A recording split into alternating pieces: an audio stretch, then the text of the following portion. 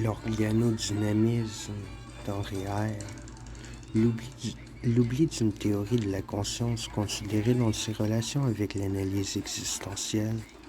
Emmanuel Delille. Introduction. Un grand homme peut être célébré longtemps après sa mort sans que l'on sache quelles aient été ses positions doctrinales. Ferme la porte.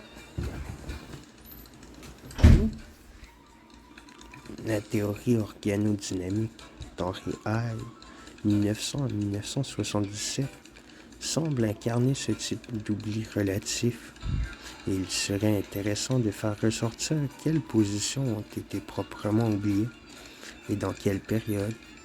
J'envisage d'abord l'essai qu'Henri Eyre donne avec Julien Roy de l'application des idées de John Hewlings Jackson, 1835 à 1911, à la neuropsychiatrie dans les années 30, avant de replacer la portée du modèle organodynamique dans le contexte de la période de guerre et de l'après-guerre, lorsqu'Henri Eyre se lança dans une vaste entreprise éditoriale et devient un pilier de la réorganisation du champ de la psychopathologie française.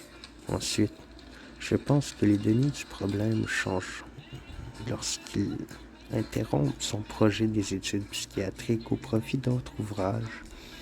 En partant de La Conscience 1, Henri Eyre, La Conscience, Paris, PUF, 1963, deuxième édition, 1968.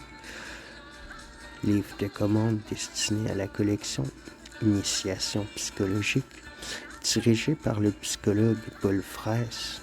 Je me propose de problématiser la marginalisation de l'organodynamisme et non la mémoire du grand homme bien vivante dans les marges de la psychologie où restèrent confinés, à plus long terme, les analyses phénoménologiques ou l'analyse existentielle de Ludwig Binswanger, 1881 à 1966, auquel Henri Eyre adhéra durablement, alors que la psychanalyse et le structuralisme prirent, dans le même champ, la forme de vastes mouvements culturels.